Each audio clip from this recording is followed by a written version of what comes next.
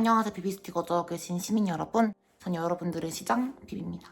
오늘은 평소와 조금 다르게 약간은 무거운 영상일 수도 있고 그동안 여러분들에게 자랑하고 싶었던 제 보물 중에 하나인 우리 엄마 이야기를 해보려고 합니다. 뭐 굳이 가정사를 왜 꺼내냐 이러시는 분들도 있을 텐데 전 항상 우리 엄마 자랑을 어딜 가나 하고 싶어요. 그리고 그런 걸 공개하는 거에 대해서 엄마도 저도 별 그런 게 없기 때문에 너무 염려하지 않으셔도 됩니다. 우선은 제목을 보고 들어오신 분들이 조금 놀라셨을 만한 포인트가 입양이라는 단어일 텐데 맞아요. 저는 우리 엄마 아빠의 친자식이 아닙니다. 이거를 제가 언제 처음 알았냐면요. 이 이야기를 하려면 성소수자인 제가 엄마에게 그러니까 부모님에게 처음으로 커밍아웃을 했었던 그때로 돌아가야 돼요.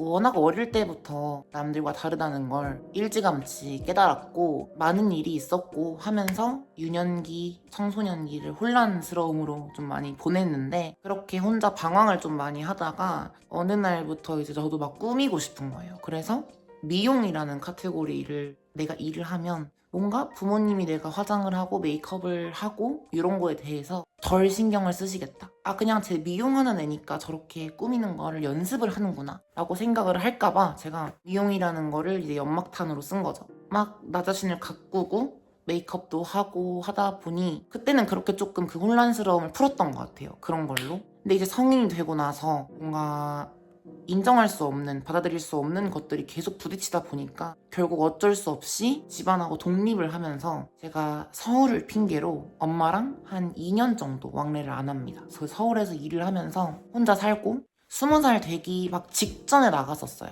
이제 거기서 일을 하면서 외형적인 것들을 좀 많이 바꿨죠. 성형도 조금씩 혼자 하고 호르몬 제도 처방을 받고 하면서 어떻게 보면 번데기를 스스로 만든 거죠. 근데 그러던 어느 날 제가 지금 일하고 있는 이 가게의 사장님께서 DM이 오십니다. 제가 답답한 마음에 전에 한번 혹시라도 일자리 있으면 연락 주세요 라고 한마디 남겨놨었는데 한 수개월 지나고 있다 갑자기 그날은 제가 이제 새벽에 연습실에서 연습을 하고 춤 연습을 하고 집으로 돌아가던 길이었는데 딱 연습실 지하실에서 1층으로 올라가는 그 계단을 밟고 있는데 띠링 연락이 온 거예요. 우리 사장님 아이디로. 그래서 이게 뭐야? 그러고 처음에는 안 믿었어요. 전화할 수 있냐 그래서 전화를 딱 받았는데 일단은 내려와봐라. 너와 같이 경쟁할 사람이 하나 있는데 그 사람과 너의 능력을 판단한 후에 조금 더 나은 사람을 내가 캐치하겠다. 결국에는 뭐 제가 되었지만 이 당시에 제가 전화를 받을 때는 부산이라는 먼 곳으로 내려가야 한다는 리스크와 그와 함께 이제 어머니나 부모님께 제가 털어놓아야 할 사정들 있죠. 이제는 진짜 말해야 하는 사정들. 그래서 알겠다. 내려갈게요. 그러고 모든 준비를 다 하고 내려가기 한 3일 전에 저희 부모님에게 연락을 했습니다. 사실은 이런 성별이 있다. 그랬는데 엄마가 정말 뜻밖의 대답을 주셨어요. 너가 어떻게 살던 엄마는 네 엄마다. 그리고 너가 건강했으면 좋겠고 내가 너를 입양하면서부터 네가 나에게 주었던 효도는 끝났다 라고 이야기를 하시는데 솔직히 엄마도 티를 안 내고 저도 티를 안 냈지만 지금 쌍방으로 충격을 받은 상태잖아요. 엄마는 나를 위해서 놀란 척을 안 하셨을 테고 나는 충격을 너무 받았지만 20년 만에 처음 한 사실이지만 엄마에게 내가 큰 충격을 안겨준 지금 또 몰랐다는 충격을 주기가 싫은 거예요. 그래서 그냥 그땐 태연하게 넘겼던 것 같아요. 근데 그 옆에 그때 친구가 있었거든요. 친구는 옆에서 놀랬죠. 너 괜찮은 거 맞아? 근데 사실 그날 괜찮지 않았어요. 너무 큰 충격이었는데 되려 사람이 초연해지더라고요. 왜냐면 너무 감사한 마음이 오히려 들더라고요. 그래, 이러나 저러나 우리 엄마고 내가 그런 사실조차 모르게 컸다면 오히려 이거는 감사하고 우리 엄마가 우리 엄마인 걸 더 인정하고 싶은 거예요. 이렇게 좋은 사람이 우리 엄마가 아니면 난 안 돼. 이런 생각을 했던 것 같아요. 엄마는 내가 왜 알고 있을 것 같다라 생각을 했냐 또 이 질문을 궁금해 하실 텐데 이제 어렸을 때 찬장, 약창고에 입양 수첩이 있었어요. 저 지금은 딱 기억이 나는데 그때 당시엔 기억이 안 났거든요. 그거를 제가 엄마 이거 뭐야 하면서 3, 4살 때 엄마한테 말을 할 수 있을 때 물어봤대요. 사실 그때 당시의 기억을 지금까지 갖고 오는 것도 쉽지 않을 터이고 그냥 생각 없이 물어봤겠죠. 어린아이가. 그런 것들이 엄마한테는 진짜 입양을 한 부모니까 되게 가슴 철렁하게 다가왔겠죠. 두 번째는 이제 드라마 같은 걸 보면서 다리 밑에서 주워온 에피소드 이런 거 되게 많잖아요. 왜 막장 드라마에. 그런 걸 보면서 내가 엄마한테 엄마 나도 다리 밑에서 주워왔지 이렇게 얘기를 하니까 진짜 입양아와 이 입양을 한 부모 입장으로 봤을 때 얘가 뭔가를 알고 물어보는구나 라고 생각을 했겠죠. 나는 별 생각이 없이 친엄마이니까 그냥 아무렇지 않게 물어봤는데 내가 알았더라면 못 물어봤겠지. 그리고 그때마다 우리 엄마는 되게 태연하게 야 너 같은 자식 있으면 또 주우고 싶다 이런 식으로 얘기를 했기에 저는 단 한치의 의심도 하지 못하면서 20년이란 세월을 누구보다도 친자식처럼 큰 거죠. 이제 여기까지가 저의 입양 스토리고 이제 또 엄마를 이야기하기에는 더 많은 것들이 있죠. 우선 저희 엄마는 평생 자신을 위해서 살을 수 있었던 틈조차 없던 사람이었는데 엄마 아빠 서로 원치 않는 결혼. 어머니가 나이가 60대고 아버지가 나이가 거의 70을 바라보고 있죠. 두 분이 결혼을 하실 당시 중매라는 거를 해서 결혼을 했어요. 그러니까 원치 않는 결혼이었죠. 그렇게 해서 원치 않은 결혼을 해서 어찌저찌 해서 낳았던 첫 딸아이가 저 말고요. 너무 그림에 소질이 있었던 그리고 미술에 소질이 있었던 그 첫 아이를 더 큰 사람으로 만들기 위해서 보냈던 미국에서 우리 언니가 스스로 안 좋은 결정으로 외딴 땅에서 생을 마감한 그런 큰 사건이 있었어요.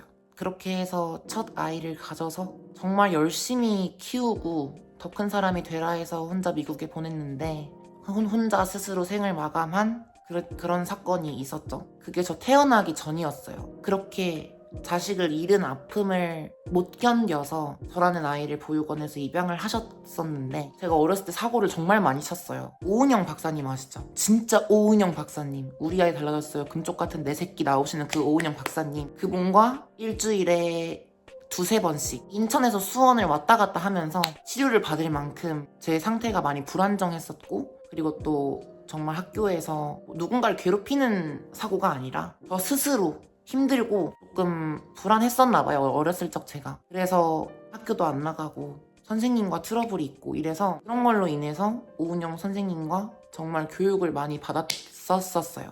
일단은 첫 번째 자식을 잃었고 데려온 두 번째 자식이 사고를 너무 많이 쳤어. 한창 이 시기에 저희 아버지가 심장마비에 걸리십니다. 우리 아버지가 그때 경찰이셨거든요. 지금은 물론 명예퇴직을 하시고 집에서 쉬고 계시지만 아직도 기억이 나요. 저는 그날이. 저는 충격을 안 받았죠. 심장마비가 뭔지도 모르고 얼마나 위험한 건지도 모르고 아빠가 병원에 있대. 그래서 트라이 킥보드? 이렇게 다리 벌리면서 타는 킥보드가 있어요. 그거를 타면서 우리 집에서 인천 길병원까지 막 신나게 갔어. 갔는데 처음 보는 광경에 우리 집안 어른들이 다 와 있는데 막 다 울고 있는 거야. 중환자실 앞에서 다 울고 있고 왜 심장마비에 걸렸냐 하면은 이제 아버지가 경찰이었는데 그 당시 승급시험을 볼 때 체력 검증을 했던 거죠. 저희 아버지는 또 56년생이에요. 근데 나이가 많으니까 달리기를 하다가 갑자기 심정지가 와서 쓰러졌고 이미 골든타임을 넘긴 골든타임이라 함은 이 환자가 살 수 있는 최대의 시간이 골든타임이에요. 그 골든타임을 넘어선 그 순간에 구급차가 와서 이미 끝났습니다. 저희가 할 방법이 없습니다라고 했던 그 상태에서 어찌저찌해서 인천 길병원에서 아빠를 살리신 거예요. 아직도 그 당시 자료를 찾아보면은 정말 이례적인 사례로 저희 아버지가 적혀 있어요. 인터뷰도 했었고 왜 그때 당시 나왔던 생로병사의 비밀에 출연을 하시기도 하셨고 그 정도로 정말 큰 사건이었는데 다 뒤로 하고 첫 번째 자식이 좋은 곳으로 갔고 데려왔던 두 번째 자식이 자기 뜻대로 안 되고 그리고 세 번째 원치 않은 결혼을 해서 잘 살아가고 있는 와중에 이제 남편까지 잃게 될 수도 있던 상황이 엄마한테 닥친 거죠. 이 당시에 제가 기억을 하기로 저랑 엄마랑 정말 백화점을 매일 갔어요. 난 그래서 그때 우리 집이 정말 잘 사는 줄 알았어. 그래서 막 정말 쇼핑백을 이만큼씩 짊어지고 명품관을 돌아다니면서 지금 뭐 신세계로 말하면 거의 트리니티 정도 그 정도로 다니면서 당시에 좋은 명품이란 명품은 다 하고 다녔어요. 초등학교 때. 당시 제일 좋은 아파트에 살았었고 근데 이 모든 게 이 엄마가 견딜 수 없었던 아픔에 대한 빚이었던 거죠. 사람이 자기가 견딜 수 없을 만큼의 고통이 오고 아픔이 오니까 쇼핑으로 푼 거예요. 그거를 총 3번의 아픔을 겪었는데 그 사이사이에 엄마는 또 견딜 수 없을 만큼의 부채를 짊어진 거죠. 몇몇 사건으로 인해서 우리 엄마가 정말 정말 잘 됐던 일이 있어서 아빠도 이제 정상적으로 돌아왔고 딸아이의 아픔도 조금 잊었고 데려온 제가 조금 정신을 차리고 있을 와중에 저희 어머니는 정말 경제적으로 큰 성장을 많이 했어요. 그래서 지금은 진짜 몇 억의 빚을 다 까시고 상가도 몇 채 있으시고 본인 소유한 집도 몇 채 갖고 계시고 지금도 아직 엄마의 전성기라고 할 만큼 달에 정말 어마어마한 수익을 내고 계시고 그런 사장님이 되셨죠, 저희 엄마가 지금. 그리고 제 미래를 위한 준비를 하고 있고 이랬던 와중에 또 제가 한번 커밍아웃을 한 거예요. 그러니까 우리 엄마는 잘 살고 있더라도 자신의 의지와 상관없이 누군가 계속 아픔을 주는 굴하지 않고 정말 잘 버티시는 분입니다. 지금도 저한테 정말 많은 것들을 주고 싶어 하시고 어머니가 나이가 많다 보니 뭐 차츰차츰 조금씩 옮겨줘야 될 게 있잖아요. 내 자식 어떻게 하면 걱정 없이 평생 작은 일만 하면서 여유롭고 부유하게 살게 해줄까? 제가 어릴 땐 잘 몰랐는데 제가 사회에 나와서 정말 여러 가지 일을 해보면 느낀 게 정말 우리 엄마, 우리 김여사 대단하구나. 저라면 지금쯤 세상에 없을 것 같아요. 내가 우리 엄마라면. 여러분도 그럴걸요? 제가 세상을 살아가는 이유가 우리 엄마이고 저 또한 인생에 정말 모든 게 불행해도 내가 엄마한테 선택된 그 순간 있죠. 그 순간으로 정말 큰 행운을 받았다고 생각을 해요. 우리 엄마가 내 엄마인 게. 얘기하면서도 조금 울컥하기도 하고 모르겠어요. 지금 이 감정이 뭔지. 그냥 이런 것들이 우리 엄마를 자랑하고 싶은 이유입니다. 제 평생의 롤모델인 김 여사님을 한번 오늘 자랑을 해봤고요. 언젠가 기회가 된다면 여러분들에게 한번 우리 엄마를 보여주고 싶기도 해요. 그리고 볼 날이 얼마 안 남은 것 같기도 하고요, 여러분. 그래서 이제는 어머니도 많이 힘에 딸려 하시고 나이가 많다 보니 이것저것 신경 써야 할 부분을 저에게 조금 같이 짊어져주면 안 되겠니? 라는 얘기가 좀 나오고 있어서 요즘은 또 엄마랑 전화도 엄청 많이 하고 그러는 중이에요. 이렇게 해서 사실 저한테는 별게 아닌 가정사인데 사실 우리 엄마한테 큰일이 많았죠. 이렇게 우리 김여사 자랑 한번 해봤고요, 여러분. 우린 또 다음번에 재밌는 영상으로 아니 별거 없는 영상으로 찾아뵙도록 합시다. 너무 오랜만에 와서 죄송하고요. 이제부터 다시 BBCT 공장 열심히 돌려보겠습니다. Good evening, ladies and gentlemen. 바이바이. 엄마 사랑해.